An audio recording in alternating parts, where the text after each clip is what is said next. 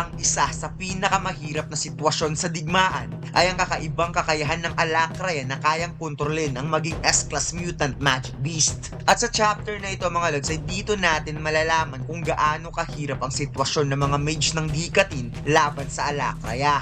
Nasabi pa ni Helen na mas halimaw pa daw sa mas halimaw ang mga mage ng Alakraya na mismong nakalaban nila. Kaya huwag na nating patagalin pa. Let's go! And please like and subscribe sa ating YouTube channel mga lods at mag-follow sa ating Facebook page. Salamat! Matapos ang matinding laban sa pagitan ni Tesha at Verion ay tutulala na lamang itong si Tesha nang sinabi ni Verion na sa simula ngayon ay hindi na siya tatawaging grandpa at gusto siyang i-address ni Tesha bilang commander.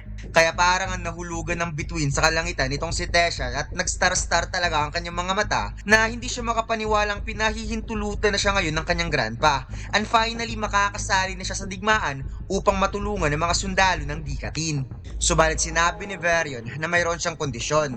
Kailangan pa rin ng consent ng mga magulang ni Tesha at lagi daw ilalagay sa isipan ni Tesha na respetuhin at susundin kung ano man ang iutos ng battalion leader. At kapag naramdaman ng teammates ni Tesha na naging pabigat na ito, hindi siya magdadalawang isip na tanggalin ang sarili niyang apo. Habang si Tesha naman ay tango lang ng tango. At dagdag pa ni Verion na dapat hindi magpapahuli si Tesha sa isang sitwasyon na gagamitin nito ang second phase dahil hindi pa daw nito nakokontrol ang kapangyarihan na yon. Biglang ang nag-iba ang mode ni Tesha mga lods at tinapik ang kamay ni Verion na iko-comfort sana siya at sinabi na sa kanya ni Master Aldir na ang beast na nasa loob ng kanyang katawan ay sobrang naiiba kumpara sa karaniwan at kaagad siyang tumalikod dahil pupunta na daw siya kaagad sa kanyang mga magulang para magpaalam. Ngunit pinigilan nga muna siya ni Verion dahil gusto niyang sabihin na hindi niya na apo si Tesha simula ngayon at tatartuhin niya na ito bilang sundalo gaya ng iba. At kung sino man ang magbibigay ng utos kay Tesha, siya man na isang commander o di kaya ang isang general ay kailangan talaga nitong sundin. At dapat lagi daw isa-isip ni Tesha na ang utos na ibinibigay nila ay para sa kapakanan ng Dikatin at hindi para sa kapakanan ng kanyang apo na lagi niyang ginagawa. Kung kaya't muli nga nagtanong si Verion mga lods para sa kanyang minamahal na apo kung tatanggapin pa rin ba nito ang pagiging sundalo ng digmaan. Ngunit seryosong sinabi ni Tesha na naiintindihan niya, saying na kahit ano pa man ang posibleng mangyari sa kanya sa digmaang ito, sasali at sasali pa rin siya upang makatulong sa Dikatin. Kaya si Verion ay napasalot na lamang sa kanyang apo, kahit sa kaloob-looban ay natatakot na siya. Pagkatapos lumipat ang eksena mga lods sa lumulutang na castle at ipinakita nga dito si Verion na bumaba sa hagdanan na parang may pupuntahan at isang ang sekretong silid ang pinasukan niya. Napansin ng babae ang pagpasok ni Verion kaya humingi siya ng paumanhin dahil hindi daw siya nakapaghanda at hindi niya inasahan na bibisita pala si Commander Verion na sinabi naman ni Verion na hindi na kailangan pa mag-apology ni Ana dahil hindi rin niya inasahan ng sarili na bibisita siya. Napatanong si Verion kung kumusta na si Cynthia.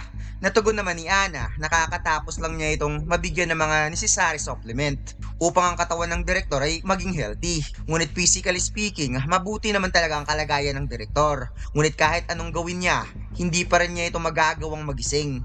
Napabuntong hininga si Verion dahil pareho pa rin daw sa dati ang problema hanggang ngayon. Habang si Ana naman ay kaagad nagbigay ng galang kay Verion para umalis nang mabigyan si Verion ng time para kay Director Goodsky.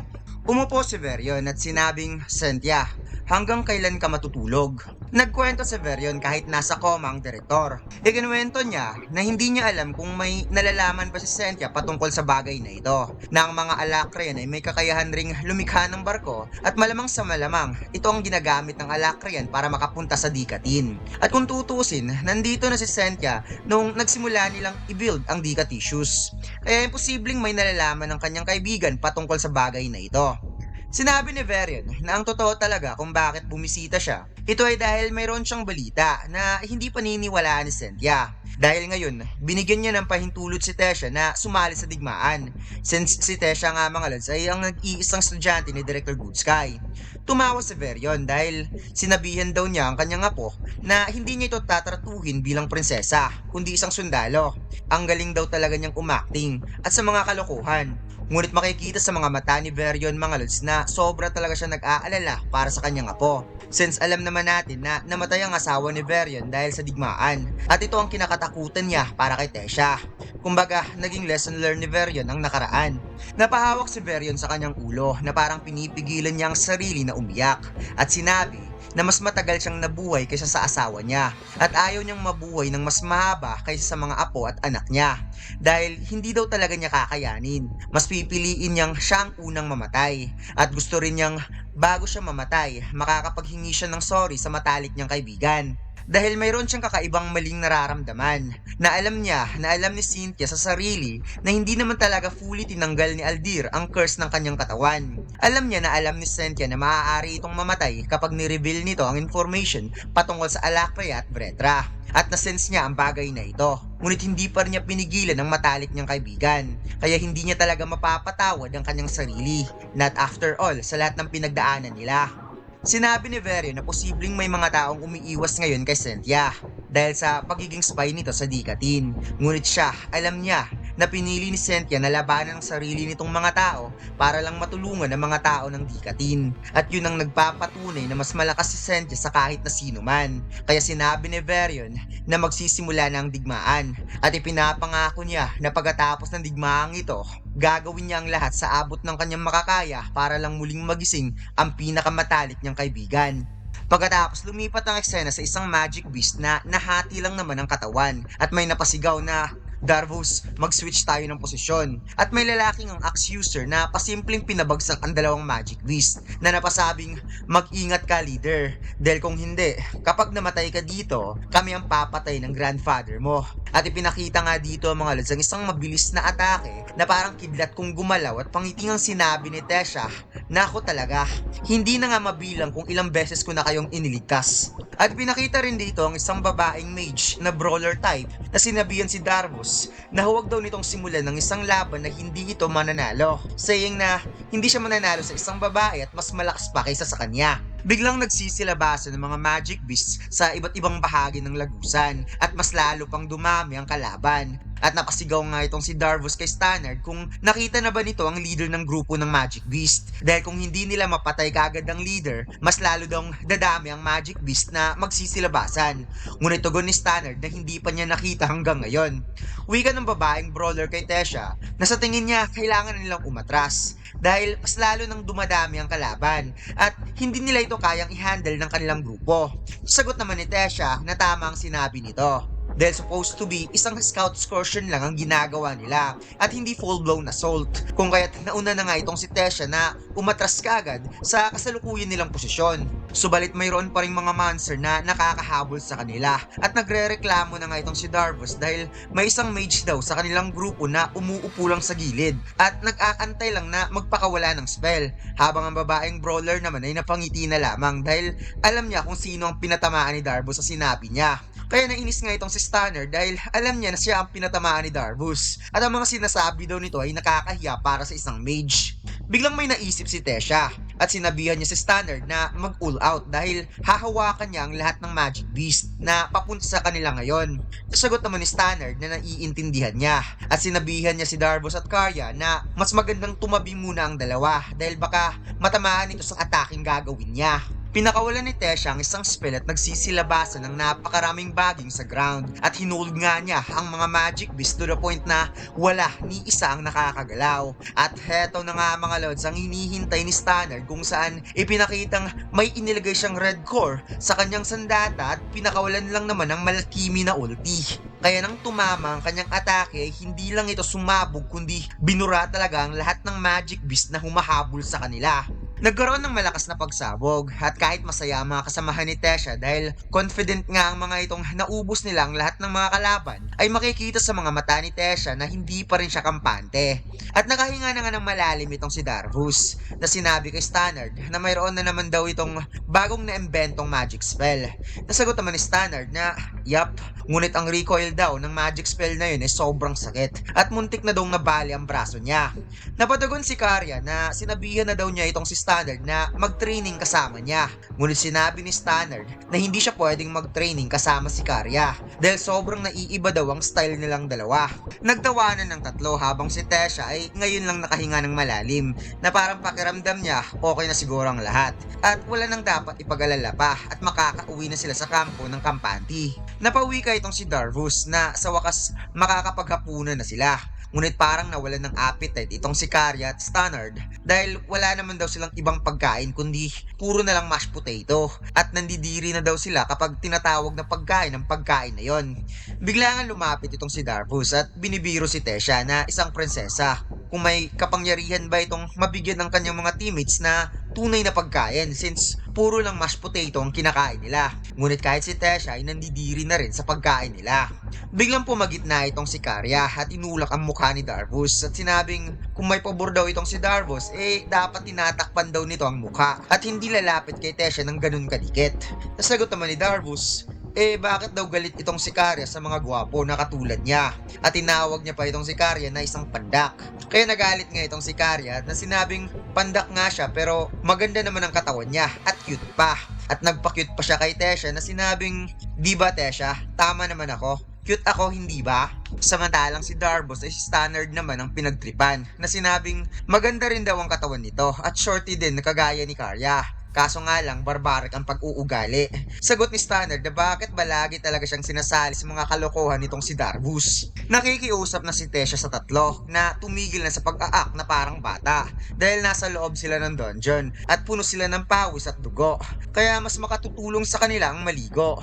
Kung saan kumakatok na nga itong si Tesha sa malaking gate para papasukin sa kanilang kampo. Nagbukas sa maliit na butas upang makita kung sino ang kumakatok at maya-maya binuksan na ang gate para makapasok na ang apat na mage mula sa kanilang misyon. Sa pagpasok nila Tesha, ipinakita ang kanilang hideout na sobrang laki at ang hideout na ito ay nasa loob din talaga ng dungeon na tinayuan nila ng maraming tent for meeting at iba pa. Tapos nang nakaligo si Tesha habang ang tatlo ay tumatambay sa labas at nagkukwentuhan at tinatawanan pala ng dalawa itong si Darvus na nahihirapang papuyin ng kahoy gamit ang bato. At naalala ni Tesha na hindi naman ganun ka-close ang tatlo nung una. Ngunit matapos ang 3 buwan, may biglang tumawag sa pangalan ni Tesha kaya napalingon ang prinsesa. Pati ang dalawa ay napatingin din sa tumawag kay Tesha. At itong si Darvus ay finally tagumpay niya ng napaapoy ang kahoy.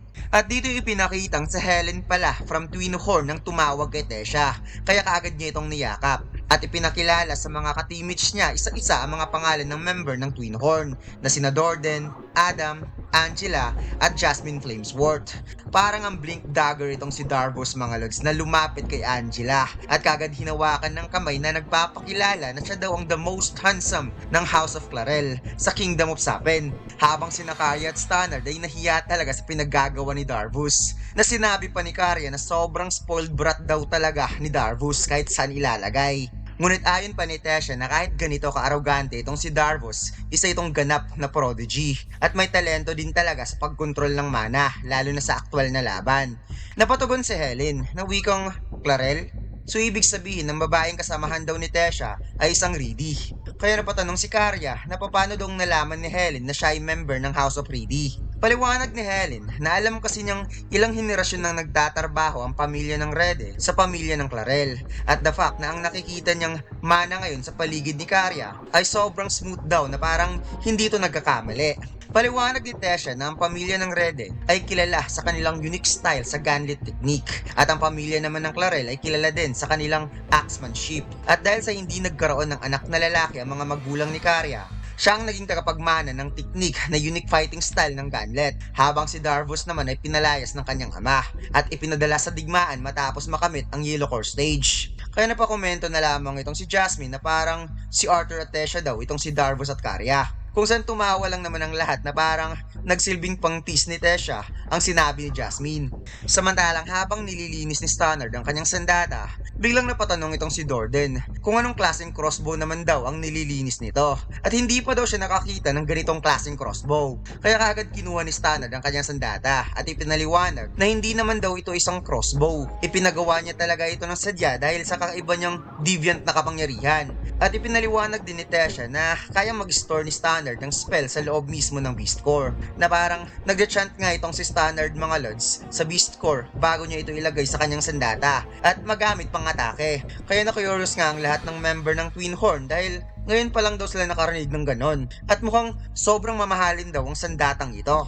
Paliwanag ni Tesha na sobrang lakas din daw ng impression ni Stannard during sa kanilang assessment at ang kanyang grandpapa ang nag-introduce kay Stannard kay Professor Gideon. At sa panahong yun, nasa Dark Halo stage na si Stannard bilang Conjurer na may dual affinity na apoy at hangin. However, mayroon itong deficiency sa mana core na siyang nagpapapigil kay Stannard na mag-store ng normal amount of mana para sa kanyang core levels. Kumbaga, kahit tumaas pa ng ilang stage ang core ni Stannard ay hindi niya ito kayang punuin since yun ang disability niya. Ngunit pinatunayan pa rin ito sa sarili na siya ay naiiba sa lahat kahit may deficiency pa ito sa pag-store ng mana sa sariling core.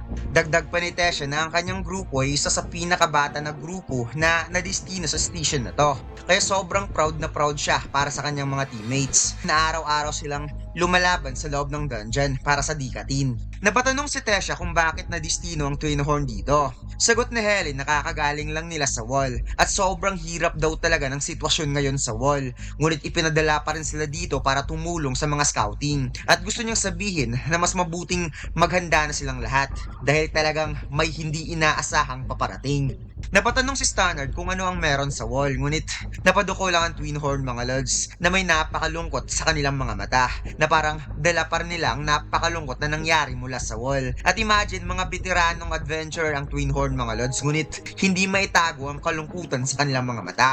Napatanong si Tesha kung aktual ba talagang nakalaban nila Helen ang mga Alakrayan. Nasagot naman itong oo at nandoon daw sila ng 4 na buwan. Paliwanag ni Helen na ang wall daw ay isang kakaibang base, ngunit nakipaglaban sila sa gitna ng border ng Beastglades at hindi mga mage ng Alakrayan ang kanilang problema kundi ang mga magic beast mismo. Na sinabi pa ni Angela na ito ang dahilan kung bakit sila ipinadala dito. Dahil sa mga mutated na S-Class Mana Beast na nasa ilalim ng dungeon na ito na siyang hawak naman ng mga Alakrayan ngayon. Napaliwanag pa niyang ang mga mage ng Alakrayan ay may kakayahang kontrolin ang hindi lang hundreds kundi thousands of magic beast. Kaya kailangan lang hanapin at patayin ang mutated S-Class Mana Beast na nasa ilalim bago pa ito magamit ng mga Alakrayan upang sirain at patumbahin ang wall.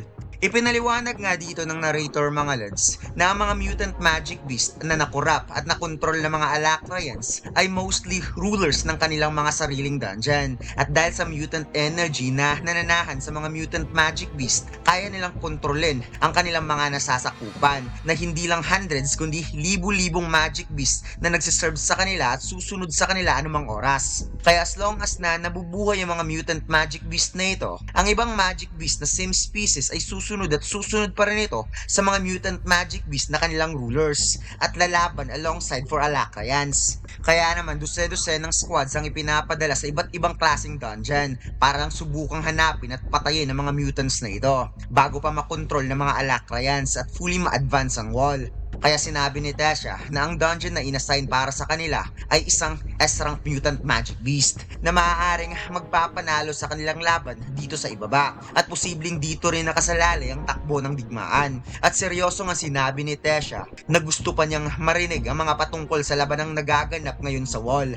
Biglang nainis itong si Adam mga lads at sinabing ang labanang nagaganap daw ngayon sa wall ay hindi isang bedtime stories para sa mga prinsesa na binabasa ng mga maids sa napaka-fancy na higaan. Dagdag pa ni Adam na isa itong digmaan at paswertehan na lang daw kung makaligtas ka pa matapos ang malaking laban. Ngunit seryoso nga napatugon nitong si Tesha kay Adam na alam niya kung ano ang ibig sabihin ng digmaan. Nag-ask lang siya dahil pagkatapos nilang talunin ng magic beast dito, ang kanyang teammates ay ipapadala kaagad sa battlefield at gusto niyang maging handa ang mga kasamahan niya. Mabilis na lumapit itong si Angela para hilain si Adam na biglang na high blood at sinabing mas mabuting mag-set up muna sila ng camp dito at si Tesha naman ay kumain muna ng hapunan. Inis pa rin itong si Adam na tinutulak ni Angela at nagpapaliwanag naman sina Dordan at Helen na hindi na lang seryosohin ni Tesha ang mga sinabi ni Adam. Nag-react lang naman daw ng ganun si Adam dahil ayaw daw nitong malaman ni Tesha ang hirap na pinagdaanan nila sa wall. Paliwanag ni Helen na ang kalaban nila Tesha dito ay mga Magic Beast. Ngunit ang mga Alacrian soldier daw ay mas halimaw pa sa lahat ng mga halimaw na nandito sa dungeon. At least kahit papano, ang mga nakalaban daw na Magic Beast dito ay lumalaban para mabuhay. Dala ng moral instinct ng isang Magic Beast. However, ang mga Alacrian ay talagang lumalaban para pumatay. Ngunit may iba naman daw ay nagbibigay ng awa. Kaya napatanong itong si Stannard kung anong ibig nitong sabihin na ang mga Alacrian ay pumapatay ngunit yung iba naman ay may awa. Paliwanag ni Jasmine na dahil sa information. Ang isa sa pinaka-importanting bagay din kasi sa digmaang ito ay both sides gusto makakuha ng information, bawat isa. Which means na ikukulong ka at ito-torture para lang makakuha ng information sa kalabang side. Dagdag pa ni Jasmine na ang laban lang dito sa dungeon ay parang black and white. Ibig sabihin ang beast ay ang bad at ang tao naman ay good. Subalit ang pakikipaglaban sa isang tao na nakakapagsalita at nakakahiyaw ng sakit na kanilang nararamdaman at nagmamakaawa, isang bagay na nagiging gray ang kulay at sobrang hirap nang malaman kung sino ang tama at mali. Napalunok ng laway si Tesha at nang may tatanungin pa sana siya, biglang may napasigaw na tao na nagmamadali at gustong pumasok sa kanilang kampo. Kaya napasigaw na rin ang sundalo na tumulong para masaklolohan kagad ng medical team. Kung kaya't napatanong si Helen kung lagi ba itong nangyayari ang mga ganitong sitwasyon. Sagot ni Tesha na hindi naman. At makikita mo talaga sa mga mata ni Tesha mga lods kung gaano niya na-realize ang hirap na pinagdaanan ng mga sundalo matapos ang kwento ni Helen at Jasmine. Pagkatapos lumipat ang eksena sa tent ng medical team kung saan ang leader ng batalyon ay sinamahan ng na-injured na sundalo kanina. Biglang pumasok si Tesha, bagay na ikinagulat naman ng leader kung bakit pumasok ang prinsesa sa tent ng medical team. Kaya tinanong niya kung mayroon ba itong sakit na nararamdaman. Nagtaas ng kamay si Helen sa likod ni Tesha at nagpakilala siya na siya si Helen Shard. Kung kaya't kagad niyang kinamayan ni Helen ang leader at sinabing ikaw si Drogo hindi ba? Or I guess, dapat niya itong tawaging leader. Nasagot naman ni Drogo na hindi na dahil mas fit daw si Helen sa posisyon niya ngayon. At dito mo talaga makikita mga lads kung gaano kasikat ang Twinhorn sa mundo ng mga adventurer. Napatanong si Drogo kung bakit ipinadala ang Twinhorn dito sa Scouts. Kaya pinaliwanag ni Helen na gusto ng kanyang supervisor na mabigyan ng update kung ano na ang nangyayari dito sa loob. At mukhang ang pinakamabilis na paraan ay tatanungin at kausapin ang taong ito kung ano nga ba talaga ang nangyari. Ngunit sinabi ni Drogo na maaaring tama si Helen. Pero mukhang matatagalan pa bago sila makakuha ng sagot mula sa taong ito. Napatanong si Stannard sa matandang medic kung kumusta na ang pasyente. Nasagot naman itong nagkaroon nito ng dehydration at massive fatigue. At sa tingin niya, mukhang ilang araw na hindi kumakain at umiinom ng tubig ang taong ito. Biglang gumalaw ang kamay ng pasyente at bigla na lamang itong nagising na may reaksyon na natatakot.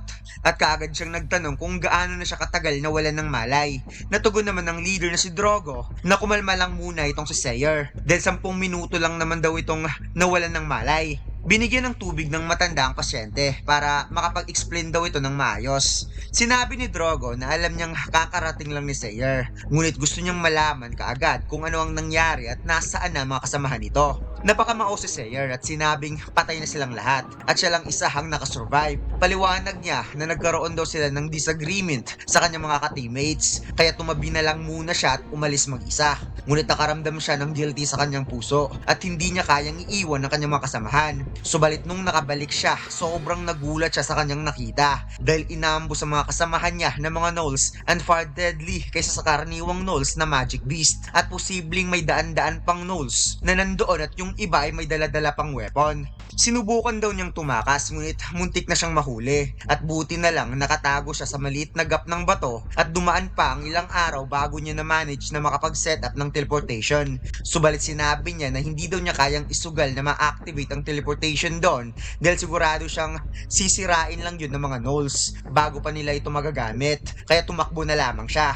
Kaya napatanong si Drogo na nung sinabi daw nitong nag-set up ito ng teleportation, ano ba daw ang ibig sabihin nito?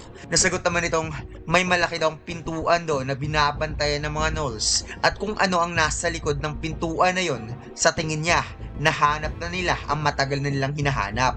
Ang S-Class Mutants din. At dito lang nagtatapos ang chapter na ito mga lods. Huwag mo sana kalimutan mag-like, comment at mag-subscribe sa ating YouTube channel at mag-follow sa ating Facebook page. Salamat!